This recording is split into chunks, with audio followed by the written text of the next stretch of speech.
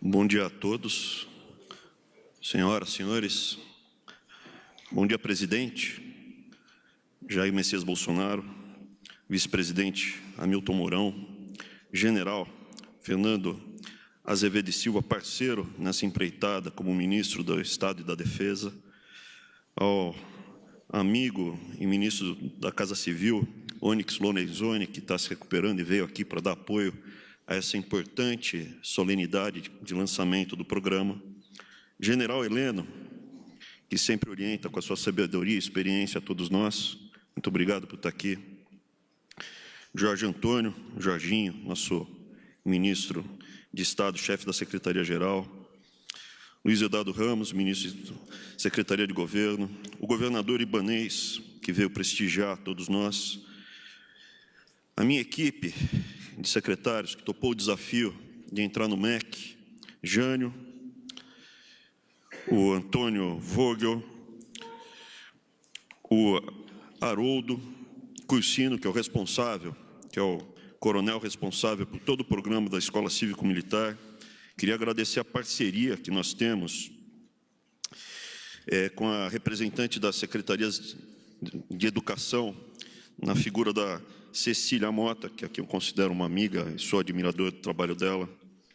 Presidente da Undine, recém-possado, Luiz Miguel Garcia, também parceiro, que estamos fazendo esse trabalho junto às secretarias.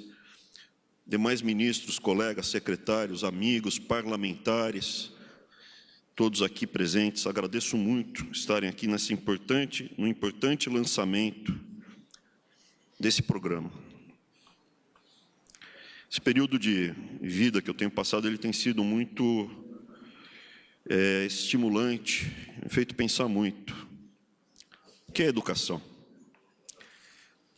Xerxes, antes de invadir a Grécia, ele ficou intrigado com a força que tinham os espartanos, principalmente os espartanos.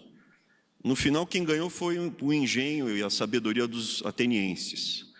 E ele perguntou para quem conhecia, qual é a diferença de um espartano para um soldado meu?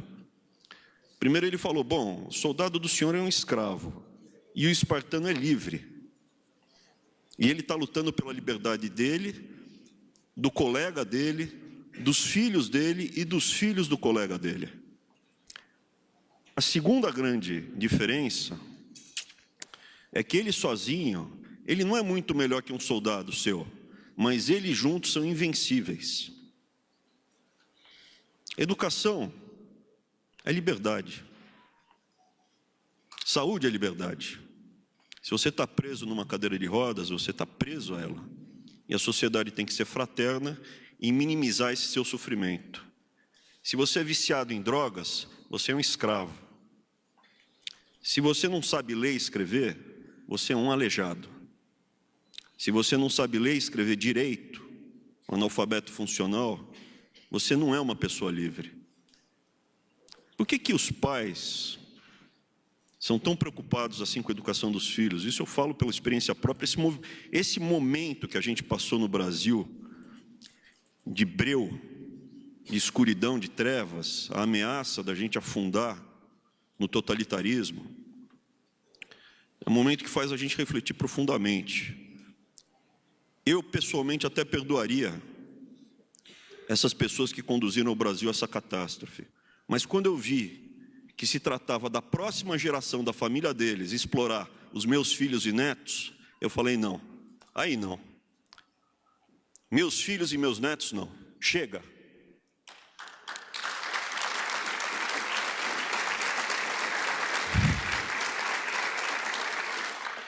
E como eles vão ser livres? Como os meus filhos e meus netos vão ser livres? Eles têm que ser fortes.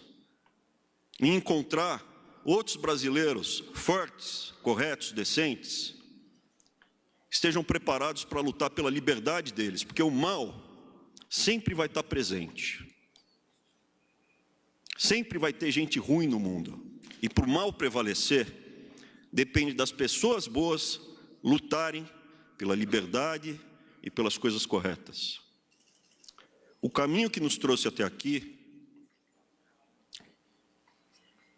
foi um caminho árduo. Eu acho que a figura do presidente Jair Messias Bolsonaro, mais do que ninguém, representa o sacrifício que foi feito com a facada que ele levou. Na luta pela liberdade. Que Deus o proteja nessa mais nova cirurgia que ele vai ter que passar. E nesse caminho todo eu nunca vi ele amargurado ou reclamando do fardo dele. Eu nunca vi ele reclamar do fardo dele, da facada que ele levou. Eu acho que a percepção que ele tem da luta da liberdade pelos filhos dele, pelos netos dele, pelos nossos filhos, pelos netos, é clara. Esse sacrifício vale a pena.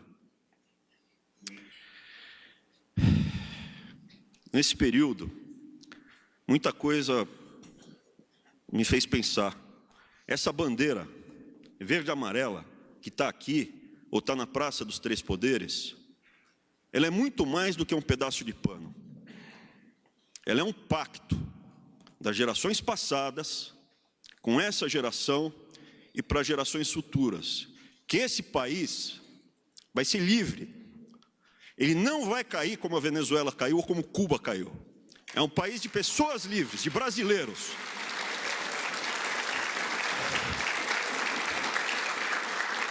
Independente da cor, do protetor solar, esse país só tem um povo. Tentaram dividir a gente. Só tem um povo nesse país, é o povo brasileiro.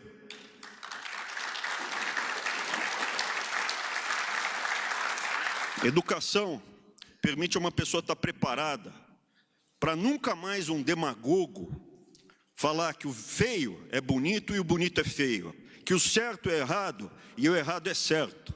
A educação permite a cada um das próximas gerações não ser explorado. Permite a que eles tenham um ofício, ganhem o seu próprio dinheiro e não sejam facilmente escravizados por um amparo que não foi dado pelo demagogo, foi tirado pelo imposto de todos nós e repassados aos necessitados, que merecem esse amparo. Mas quando a gente não tem educação, não tem discernimento, não tem ofício, a gente é vulnerável a esse tipo de demagogo barato. A escola cívico-militar é um resgate justamente a tudo isso que nos trouxe aqui. O feio continua sendo feio e o bonito continua sendo bonito. O certo é certo, o errado é errado. As linhas e a disciplina que elas nos trazem, de respeito aos professores, à família, aos pais, às mães, respeito ao dinheiro público, de não pichar, não depredar, não destruir o patrimônio público, que é fruto do imposto suado, sacrificado, que cada um de nós paga. É visível esse respeito na escola cívico-militar, o respeito à bandeira, ao sacrifício, passado, presente e que eles vão ter que fazer. As linhas e a disciplina não são grilhões, é o oposto.